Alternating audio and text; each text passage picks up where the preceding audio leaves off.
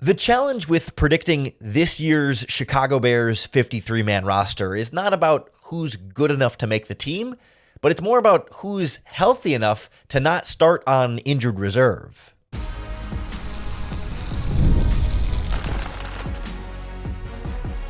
You are Locked On Bears, your daily Chicago Bears podcast. Part of the Locked On Podcast Network, your team every day. This is Locked On Bears, and I'm your host, Lauren Cox. I'm here to bring you your daily, in-depth Chicago Bears news and analysis. You can follow me on Twitter at CoxSports1, and you can follow the podcast at Locked On Bears on TikTok, Instagram, Facebook, Twitter, and the Locked On Bears YouTube channel, where you can keep up with all of our video podcasts as well.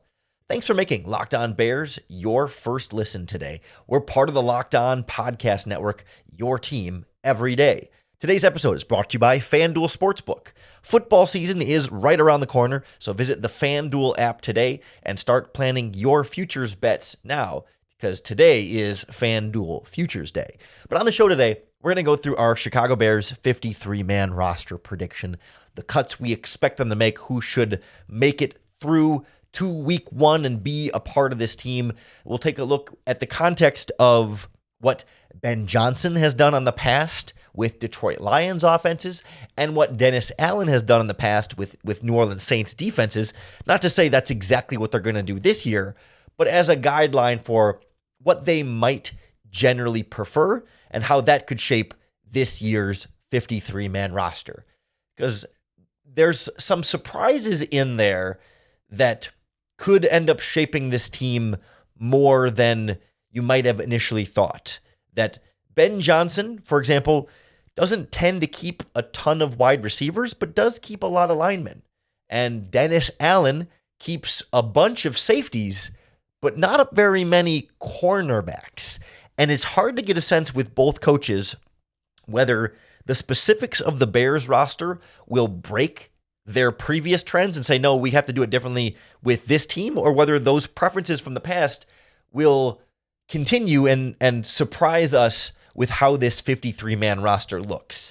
Because obviously, Detroit's a different team, different roster. Ben Johnson is not taking his Lions offense and just applying that to the Bears.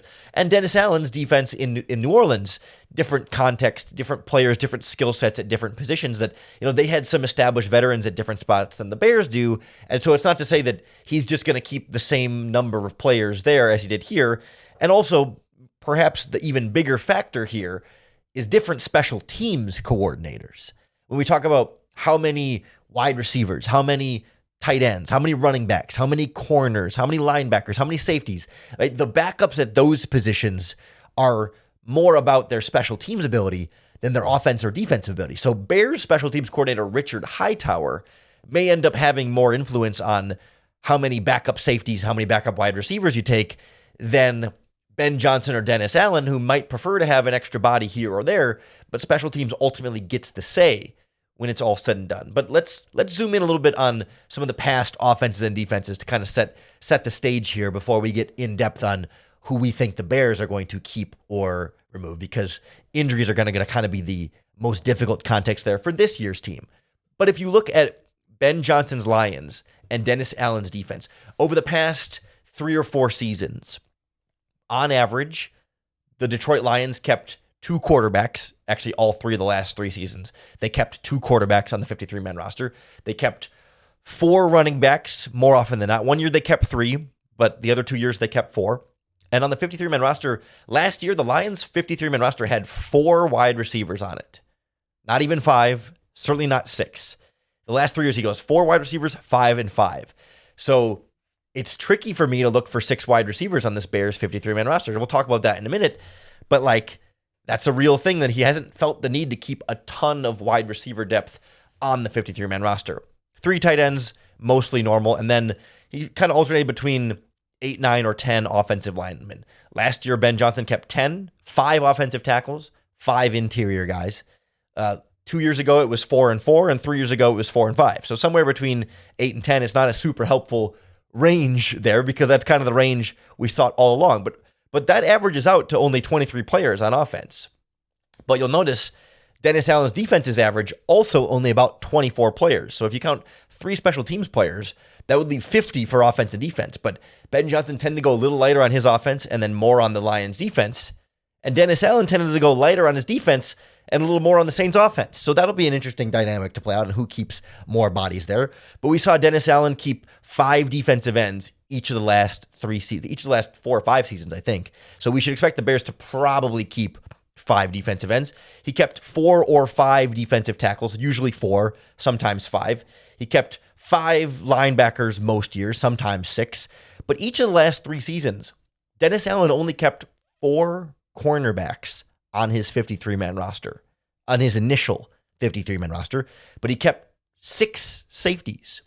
He kept 5 in 2024, but 6 in 2023, 6 in 2022, 6 in 2021, and I think 5 in 2020. So like each of the last 5 years, Dennis Allen keeps at least 5 safeties and quite often 6 safeties on the 53-man roster.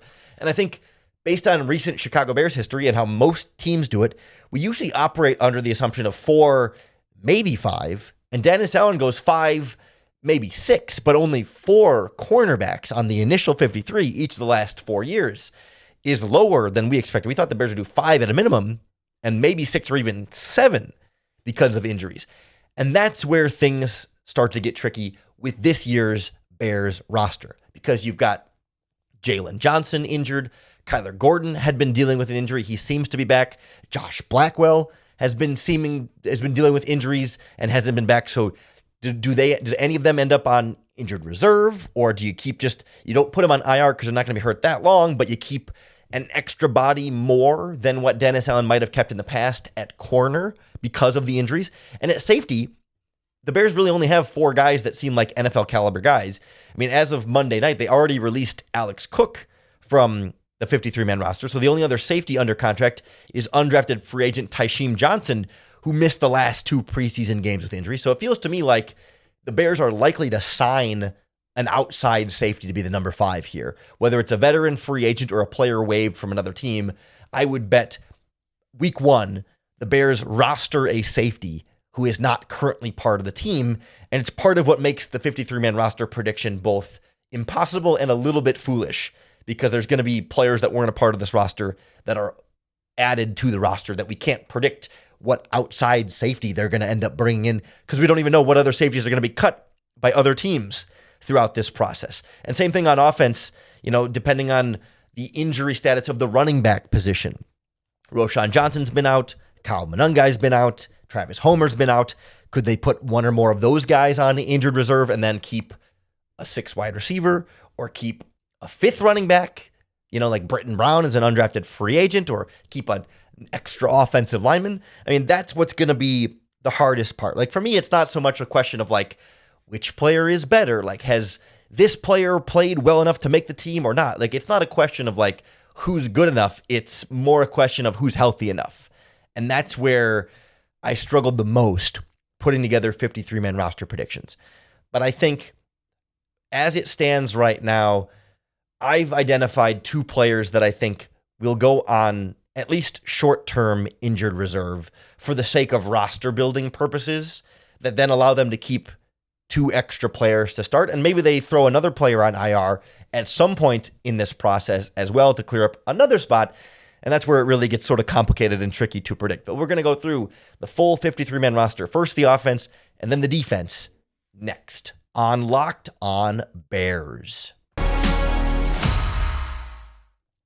This episode of Locked On Bears is brought to you by FanDuel Sportsbook. And today is officially FanDuel Futures Day, a brand new holiday for football fans who live for bold predictions and preseason hunches. Today only, 24 hours, FanDuel is giving you deals on NFL season predictions. Whether you're calling your MVP, you're eyeing a long shot division winner, or ready to crown your Super Bowl champion before week 1 even kicks off, this is your moment. So Caleb Williams has pretty good value as a long shot MVP candidate if you think everything's going to really click in this Ben Johnson offense. Also, Ben Johnson is the betting favorite for Coach of the Year, and the Bears are 4th in odds to win the NFC North. So if you want to get on any of those future bets, you're not going to find a better deal and better odds than today on FanDuel Futures Day. So visit the FanDuel app today and get those futures bets in now, because Futures Day is one day and one day only. Right now, don't wait.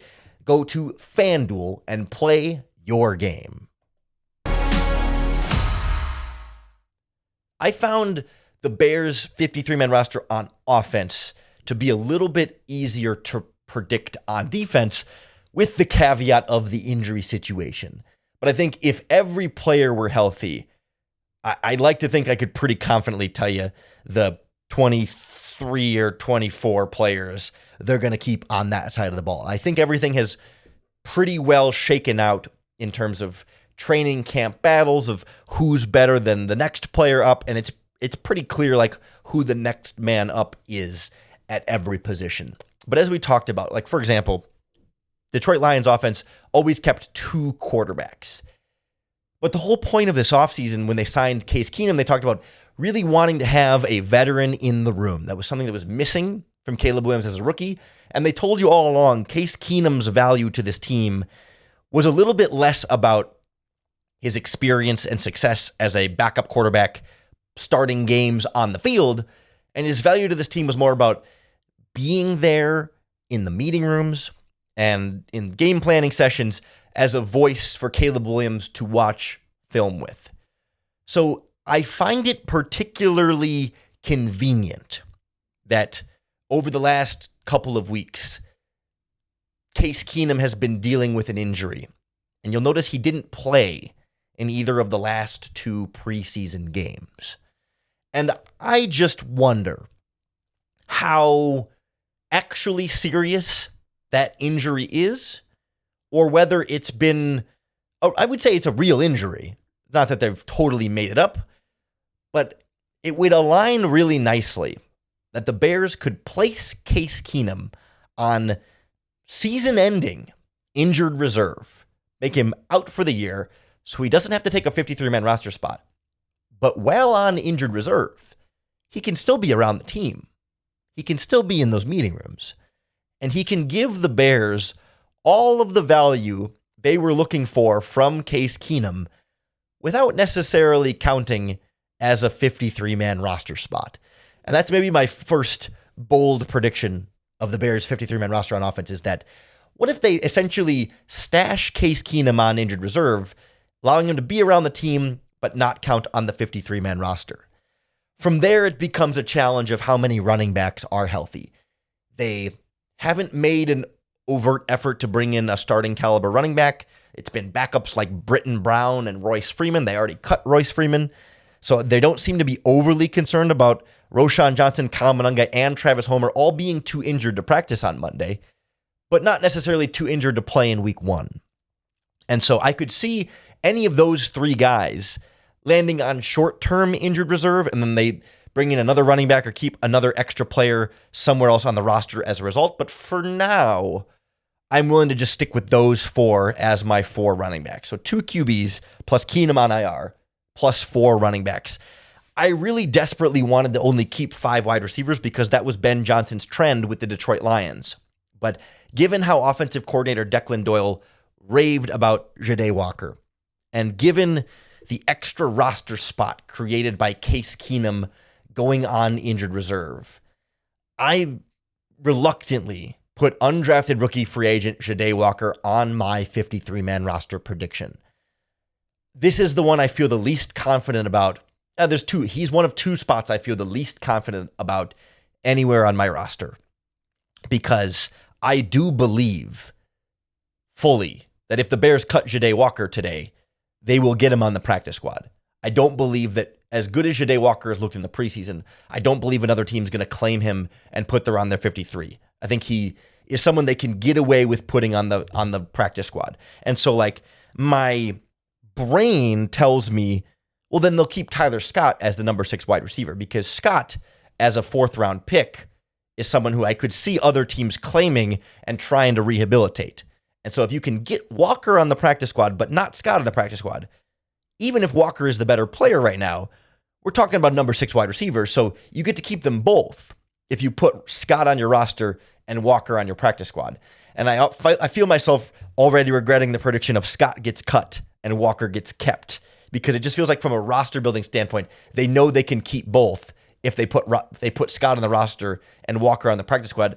But I think they feel like it's not even about roster construction as it is like they could already think Walker's the better special teams player and has more offensive upside. And at that point, screw the team building thing. Just keep Walker. If he's the better player, just keep him. Why give any team the chance to sign him off the practice squad? And I think ultimately they buck the Ben Johnson trend and say, we'll keep 6 wide receivers from now. Because to be fair, there were times during regular seasons when Ben Johnson would roster 6 wide receivers, just never on his initial 53-man roster. And that's kind of where the hesitation comes for me. I'm a lot more confident about tight end, 3 tight ends. That's what they're going to keep. Kmet, Loveland, Smythe. That seems pretty straightforward. And even the offensive line. I think 9 offensive line feels like the right number for me here. They could keep 10 for Theo Benedict, but I believe they will release Benedict. I believe they will still land Theo Benedict on the practice squad. No one's going to claim him. They're safe there, and they'll keep Amagaji and Trapillo as backup tackles, and they'll keep Luke Newman and Ryan Bates as backup interior offensive linemen and go with 9 total offensive linemen on this 53-man roster. Now, they could throw Roshan on short-term injured reserve, or Monungai, or Travis Homer, and then maybe keep that 10th offensive lineman just for more depth there. But this offensive line, these 9 guys are all healthy. And so I'm not sure there's a huge pressure to keep a 10th guy there. If somebody was injured and kind of still coming back from something in that group, maybe they keep a 10th there, but I think they feel comfortable with 9 plus Benedict on the practice squad as their 10th who's around and easy to call up on game day at a moment's notice if they actually need him there. Now, I don't want to spoil tomorrow's podcast, but like I think there's an offensive lineman available who they could go out and add from outside the organization here. And tomorrow on the podcast, I want to talk about like other teams' cuts and potential trade candidates the Bears could try and add to their 53-man roster after the initial roster cut down goes through. But the Lions released Dan Skipper, their 6th offensive lineman, their swing tackle. I could see Ben Johnson wanting to bring Dan Skipper to the Bears offensive line, and he could be a potential 10th lineman here. He's kept 5 tackles before. He hasn't ruled that out as a possibility. So that's someone among the players we'll talk about tomorrow that could throw a wrench in the offensive line scenario. But really, the only question for me here is who's on IR. Is it Case Keenum, as I'm predicting here? Do any of the running backs go on short-term injured reserve? But that's kind of the only wiggle room there. And I wouldn't surprise me if, even if a running back goes on IR, if they add another running back from outside of the organization that was cut from another team's 53-man roster, as opposed to keeping, at this point, it would be Britton Brown, because as of the recording of this podcast, they've already released Ian Wheeler and Royce Freeman. So Brown is the only running back left on the 53-man roster. But I will tell you, Britton Brown barely played special teams in the preseason. And if you're going to stick as the number 5 running back on this depth chart, you got to be a special teams ace. So I see close to 0% chance that Britton Brown actually makes this 53, unless they're so injured that he's going to play a real role on offense and not need to be a special teams guy. But he didn't impress me that much to say he's going to make that spot over, say, Jamal Williams as a free agent they worked out, or even Royce Freeman, who's had real NFL experience. So I feel pretty good about the only changes at running back coming outside the organization. And then I feel pretty good about 9 offensive linemen. And then it's just a question of like Ja'Day Walker versus Tyler Scott. But I think they'll be willing to really stick on Ja'Day Walker. Everything else feels pretty straightforward to me. The defense is a similar situation where like a couple of injured reserve question marks. Do they keep an extra body at a position with fewer guys and then an outside player that might come in to throw a wrench into things? So we'll take a look at that side of the ball and the players that are in a very similar dynamic as the offense next on Locked On Bears. This episode of Locked On Bears is presented by Yahoo Fantasy. The NFL season is right around the corner, and you can really feel the buzz. And that means fantasy football season is here as well. Everyone is researching and drafting and building their championship squads. And if you haven't joined a league yet, now's the time. It's all happening on Yahoo Fantasy. This year, I'm playing fantasy football on Yahoo Fantasy, and you should too, whether you're a first-timer or a veteran creating your millionth league. with the season kickoff on September 4th, now's the time to start playing Yahoo Fantasy Football, which offers so many fun ways to compete. Because if you want more ways to play, you can try the brand new Yahoo Fantasy Guillotine League mode, where each week the lowest scoring team gets eliminated until there's only one team left standing. Or if you want to play instantly with friends, you can try their new Draft with Friends mode, where you can just jump right in. If you prefer the classics, no worries, get your crew together and go head-to-head in a private league. And if you don't have a crew, not a problem, you can join a public league. That's the easiest way to play. So the NFL season kicks off September 4th, so don't wait, start your league now. Draft now at yahoofantasy.com/lockedonnfl. That's yahoofantasy.com/lockedonnfl. This defense mirrors the offense in so many of the dynamics here, where it's like, we know Dennis Allen has some preferences. Those preferences don't align exactly with what the Bears are doing this year. And the injury status of a couple players on, do they go on IR so you keep an extra player, or do they not go on IR and you don't keep an extra player? We just don't know how healthy these guys are. And that's what creates the real challenge here. So the first name that jumps to mind there is Austin Booker at defensive end, the edge rusher spot. Ben Johnson said he's going to be out a couple of weeks, or a few weeks, I forget, but weeks, not days, was the impression Ben Johnson gave. And we don't know, is that enough weeks to go on short-term injured reserve and miss the first 4 games of the season? Or is that he might be ready for week 1, because when his injury started, we were still 2 or 3 weeks away from week 1, so maybe he's going to be good to go, and they don't need to do anything differently on that defensive line. I don't have any intel to suggest either way, and that becomes the first really hard prediction here, but I find myself feeling like, given how like Dennis Allen tends to keep 5 defensive ends, has pretty much every year 5, the Bears have 6 guys they'd like to keep.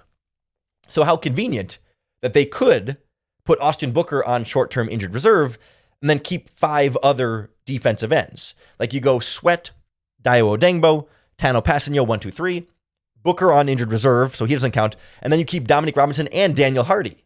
And now you've got 5 defensive ends, 5 guys you really wanted to keep.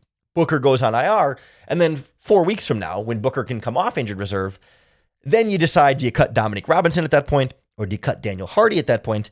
But at that point, like, every team's had their roster for 4 weeks, so they're going to have less room to claim one of those guys off of waivers, and it would be easier to get Hardy or Robinson on practice squad. And you'll also have other players get healthy to fill out your special teams, so maybe you say you don't need Hardy at that point because you've got other special teams guys coming back and ready to go, or maybe Hardy is really showing you a lot and you remove on from Dominic Robinson, or maybe you put Austin Booker on injured reserve and you claim a veteran defensive end from another team and you still cut Booker and Hardy, or however they want to do it, right? That's what becomes really, really difficult to predict at that spot. Defensive tackle, a little bit more straightforward. We've seen Dennis Allen open to keeping 4 or 5. I think they definitely have to keep 5, and that 5 does not include Zach Pickens. I think Grady Jarrett, Javon Dexter, Chris Williams, Andrew Billings, Shamar Turner makes a lot of sense to me.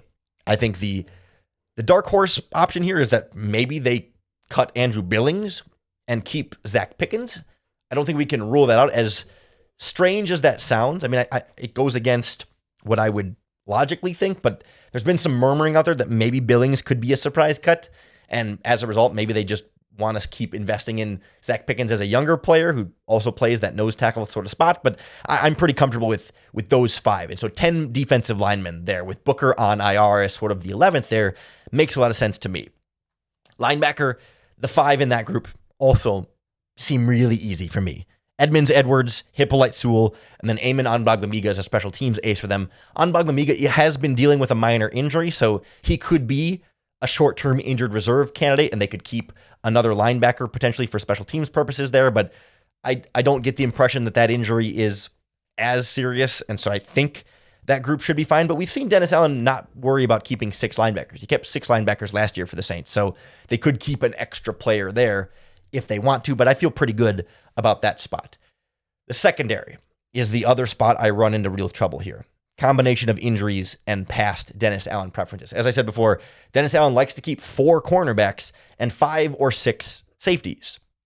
The Bears don't have 5 safeties worth rostering, and they have enough injuries at cornerback that they're going to have to keep at least 5 guys. And in this case, I think 6.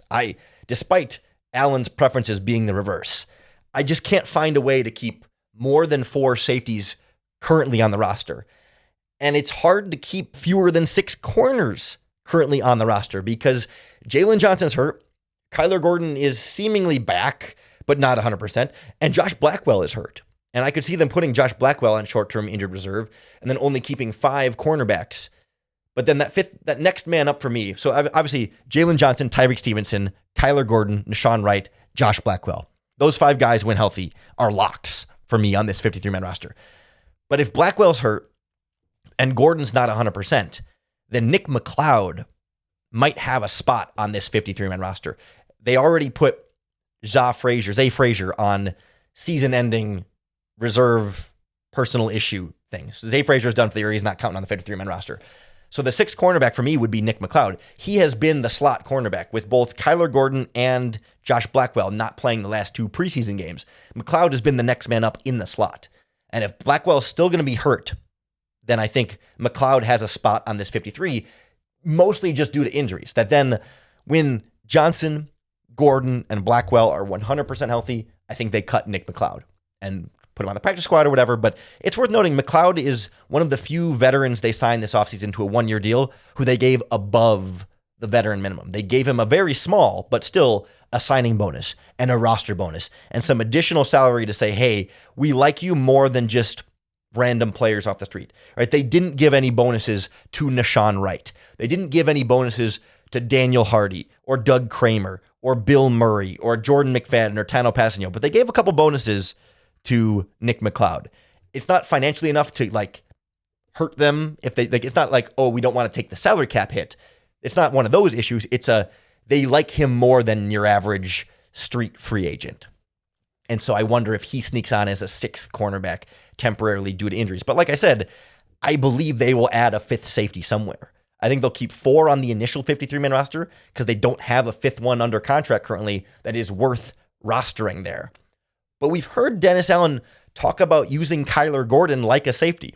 And so if maybe they view Kyler Gordon kind of like the 5th safety, and so he counts as 5 safeties, even also slot cornerback, and then you keep 5 cornerbacks with Nick McLeod as the backup slot. Like if Kyler Gordon's going to play safety, maybe you want an extra body in the slot anyway, because in their dime package, they're going to bring on another slot cornerback. So it logics out to me that even though it doesn't fit with Dennis Allen's past preferences of who's a corner and who's a safety, it's still 10 quote-unquote defensive backs with some positional versatility in there. And that aligns more with what Dennis Allen has done. He usually keeps 9 or 10 defensive backs. And while the corner safety designation doesn't quite match, I still have 10 defensive backs here because of the injuries at cornerback. I'm not here to say, hey, take it to the bank. This is the perfect 53-man roster prediction.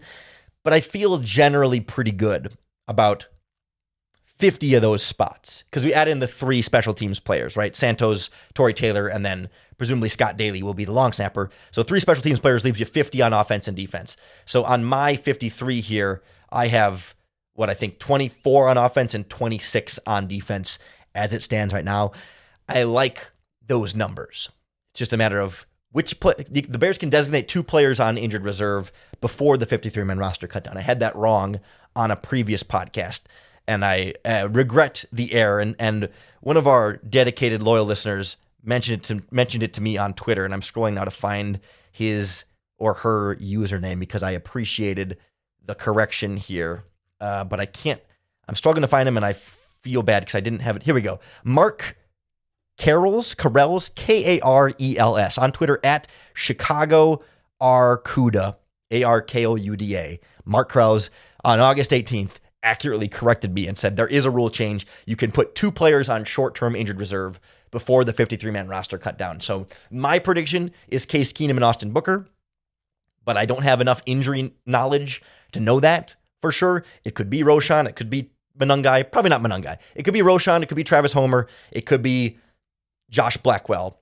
Those 3 seem like the most likely, plus maybe Jalen Johnson. But it could be any of those 3 that could shift this in one direction or another. But that's where I feel pretty good about 50 out of my 53-man roster prediction, which is I'm no math major, but that's 94%.